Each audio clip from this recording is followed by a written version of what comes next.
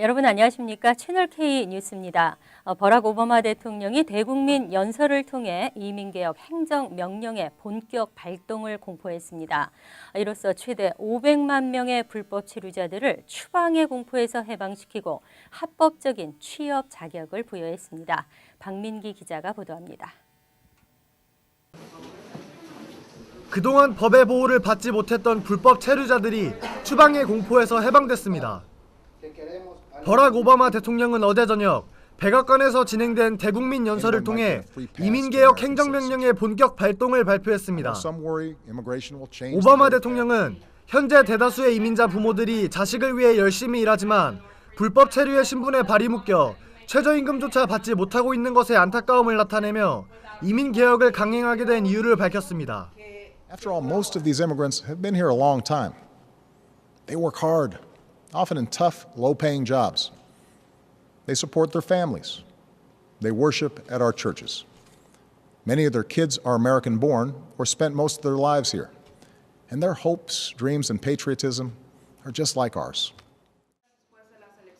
하지만 대통령은 이 정책이 불법 체류자들에게 미국 시민과 똑같은 혜택을 부여하는 것은 아니라며 이민개혁에 부합하는 조건을 설명했습니다. If you've been in America for more than 5 years, if you have children who are American citizens or legal residents, if you register, pass a criminal background check, and you're willing to pay your fair share of taxes, you'll be able to apply to stay in this country temporarily without fear of deportation. 또한 이번 이민개혁 행정명령이 불법 체류자들을 위한 사면 조치가 아니냐는 의견에 거센 부정의 뜻을 보이며 허점 투성이인 현재 이민 정책을 억지로 끌고 가려 하는 것이 문제라고 강조했습니다. Amnesty is the immigration system we have today. Millions of people who live here without paying their taxes or playing by the rules, while politicians use the issue to scare people and whip up votes at election time. That's the real amnesty. 어제부로 발동된 이민개혁 행정명령으로 인해 현재 1,100만 명으로 추산되는 불체자 인구 중 약 44%가 수혜를 받을 것으로 보입니다. 18만 명으로 추정하고 있는 한인 불법 체류자도 이번 조치로 많게는 10만 명이 구제 대상이 될 것으로 기대됩니다. 채널K 뉴스 박민기입니다. 공화당이 오바마 대통령을 향해 무법자, 제왕이라고 반발하면서도 뾰족한 대응책을 내놓지 못하고 있습니다. 다양한 시나리오가 거론되지만 이민자들이 대규모 편입될 향후 정치 지형을 고려할 때 강경 일변도의 대응은 역풍이 될 수 있다는 딜레마에 빠졌습니다. 금홍기 기자가 보도합니다.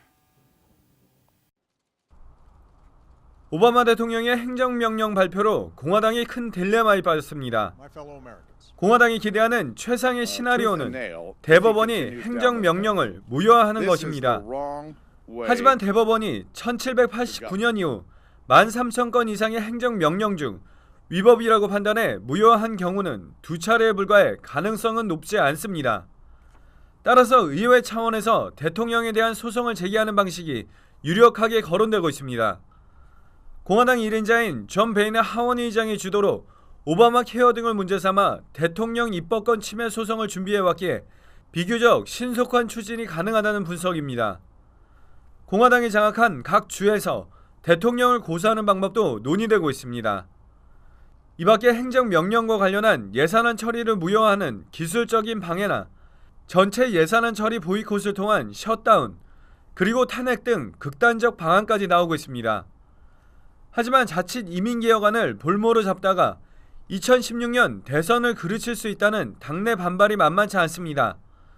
이민개혁안과 행정명령 거부에 대해 유권자를 설득한 명분 찾기가 쉽지 않고 무엇보다 빠르게 성장하고 있는 히스패닉 유권자들과 척을 지는 결과를 낳아서는 안 된다는 전략적 판단 때문입니다. 채널K 뉴스 금홍기입니다.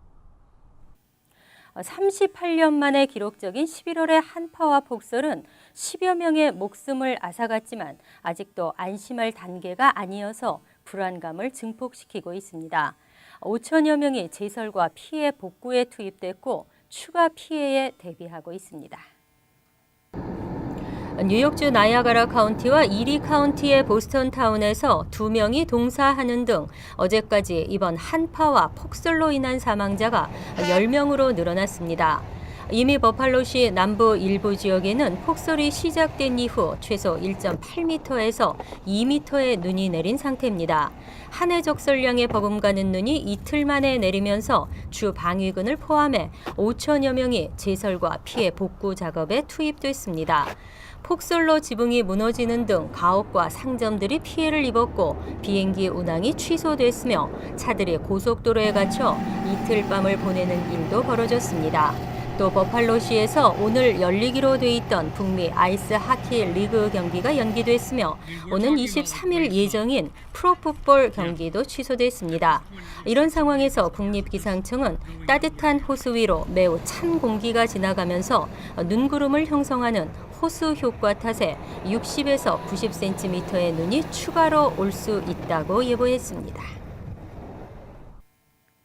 파타임 근로가 전체 일자리에서 차지하는 비중이 증가하고 있습니다. 특히 이들 대부분이 최저임금을 받고 있어 대부분이 저소득층에 속할 수밖에 없다는 지적이 나왔습니다. 경제 회복에 걸림돌이 될 수 있다는 분석입니다. CNN 머니는 파타임으로 일하고 가족을 부양하고 사는 이들이 700만 명에 이르고 있다며 이것이 경제 회복의 불안 요소라고 보도했습니다. 지난달 미국 실업률은 5.8%로 지난해 같은 기간과 비교하면 1.6%포인트 하락했습니다. 지표상으로 봤을 때는 고용시장이 상당히 개선된 것으로 보이지만 아직도 많은 이들이 파타임에 머물러 있다는 지적이 나오고 있습니다. 특히 원치 않게 파타임 일자리에 머물러 있는 미국인 수는 경기 침체 직후인 지난 2009년 890만 명까지 늘어났습니다. 현재 대부분의 경제 지표들이 경기 침체 이전 수준을 회복했지만 비자발적 파타임 노동자 수는 여전히 높은 수준이라는 지적입니다. 문제는 이들의 대부분이 최저임금을 받고 있어 실제로 이 가운데 75% 정도가 저소득층 혹은 빈곤층에 머물러 있는 것으로 조사됐습니다. 또 건강보험처럼 풀타임 직원에게 제공되는 혜택도 받을 수 없어 생계에 어려움을 겪는 경우가 많은 것으로 나타났습니다. 얌체 제외 국민들의 건강보험증 부정 사용으로 빠져나간 누수 금액이 연간 4천억 원에 달할 것으로 나타났습니다. 이에 한국 정부는 건강보험 자격 요건을 강화하기로 했습니다. 제도의 개선도 중요하지만 잘못된 것조차 모르는 도덕 불감증 개선이 더 시급한 것 같습니다. 한국국민건강보험공단은 건강보험 자격이 없는 사람이 건강보험 가입자의 명의를 몰래 쓰거나 건강보험증을 빌리는 수법 등으로 한 해 동안 새는 보험 재정 규모가 4천억 원 정도에 이를 것으로 추정하고 있습니다. 건강보험공단에 따르면 지난 2012년 기준 한국 내 체류 외국인 및 재외국민의 수는 152만 명으로 이 중 건강보험에 가입한 사람이 58만 명이고 가입하지 않은 사람은 94만 명에 달했습니다. 이 중 건강보험 가입자 58만 명의 의료 진료에 대해 건강보험공단이 요양기관에 지급한 공단 부담 진료비는 1인당 연평균 46만 885원으로 집계됐습니다. 이를 토대로 건강보험에 가입하지 않은 94만 명이 건강보험증 도용이나 대여 등 부정한 방법으로 건강보험 진료를 받는다고 가정할 경우 공단이 요양기관에 내야 할 금액은 약 4,400억 원으로 추정됩니다. 하지만 이런 수치는 국내 체류 외국인과 제외 국민만 계산한 것이기 때문에 내국인까지 포함한다면 실제 누수 규모는 훨씬 더 클 것으로 전망되고 있습니다. 한글 세계화 추진에 발맞춰 한국어 열풍이 계속되고 있는 가운데 미 동부 지역에서도 정규 학교 한국어 수강생이 대폭 증가한 것으로 나타났습니다. 한인사회 노력의 결실로 분석됩니다. 뉴욕 한국교육원은 뉴욕을 비롯한 동부 지역의 초중 고등학교에서 제2외국어 과목으로 한국어를 수강하는 학생 수가 대폭 증가했다고 밝혔습니다. 2013년에서 14년 2,503명에서 2014에서 15년도 3,954명으로 약 58% 증가한 것으로 잠정 집계됐다고 설명했습니다. 교육원에 따르면 현재 한국어를 선택 또는 필수 과목으로 이수하고 있는 학생이 많은 학교는 데모크라시 프랩 차터 스쿨이 375명, PS 165 319명, PS 81 302명, PS 111 300명 순으로 나타났습니다. 교육원은 이와 같은 한국어 수강생 증가 원인으로 한국어 정규 과목 추진위원회 등 한인사회의 노력의 결과라고 분석했습니다. 또 지난해 한국 정부가 지원한 예산이 26만 6,613달러에서 올해 38만 3,840달러로 44% 증가한 것도 중요한 원인이라고 설명했습니다.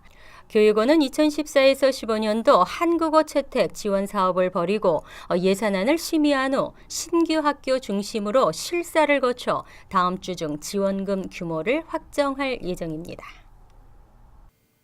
소아 비만은 80%가 성인 비만으로 이어진다는 점에서 심각합니다. 특히 최근엔 소아 당뇨를 앓고 있는 어린이들도 크게 늘고 있는데요. 뉴욕주가 데이케어 센터를 대상으로 비만과의 전쟁을 벌이기로 했습니다. 아동가정서비스국은 지난 19일 데이케어 센터 어린이들의 건강과 안전을 강화하는 새 규정을 발표했습니다. 새 규정은 내년 6월 1일 발효되며 별도의 규정이 적용되는 뉴욕시를 제외한 주 전역이 해당됩니다. 이날 뉴욕시 관보에 게재된 규정에 따르면 모든 데이케어 센터에서는 어린이들에게 저지방 우유, 물, 100% 주스 등만을 음료수로 제공해야 합니다. 다만 어린이의 부모가 원할 경우에는 부모가 제공하는 별도의 음료수를 줄 수 있습니다. 또 악천후나 의사의 권고가 있을 때를 제외하고는 매일 체육활동과 야외활동 시간을 프로그램에 포함해야 합니다. 반면 TV 등 전자 시청각 미디어는 어린이 발달 프로그램에 따라 미리 계획된 시간 외에는 반드시 꺼져 있어야 하고 어린이들에게 영화를 보여주는 시간도 제한됩니다. 또 데이케어 센터의 직원 관련 규정도 강화되면서 직원들은 어린이를 교육하는 동안 휴대전화나 전자기기를 사용할 수 없습니다. 자동차협회가 뉴욕, 뉴저지 항만청을 상대로 제기한 허드슨 리버 다리 터널 통행료 인상 중지 청구 소송이 기각됐습니다. 이에 따라 예정대로 오는 12월 7일부터 통행료가 인상됩니다. 자동차협회가 뉴욕, 뉴저지 항만청을 상대로 제기한 허드슨 리버 다리 터널의 통행료 인상 중지 청구 소송이 기각됐습니다. 연방지법 리처드 이튼 판사는 지난 19일 통행료 인상을 중지시켜야 할 타당한 이유가 없다며 기각 판결을 내렸습니다. 앞서 자동차협회는 통행료 인상에 따른 추가 수입이 항만청 운영 다리 터널 개보수에 쓰이지 않고 다른 교통기반시설에 투입되는 것은 부당하다며 소송을 제기했습니다. 실제로 이번 인상으로 발생하는 추가 수입 중 일부는 1번과 9번 도로 개보수에 사용될 예정입니다. 이번 소송이 기각되면 뉴욕, 뉴저지를 연결하는 링컨 홀랜드 터널과 조지 워싱턴 베이온, 괴탈스 브릿지, 아우터 브릿지 크로싱 등의 통행료는 12월 7일 새벽 3시부터 인상됩니다. 현금 지불 시 현행 $13에서 $14로, 이지패스 부착 차량은 피크 시간대에는 $11에서 $11.75로, 오프 피크 시간대에는 $9에서 $9.75로 오릅니다. 이번 통행료 인상은 지난 2012년 시작된 4단계 인상 조치에 따라 내년 12월 6일 한 차례 더 오를 계획입니다. 항상 여러분과 함께하는 채널 K 뉴스 여기서 마칩니다. 편안한 주말 되시기 바랍니다.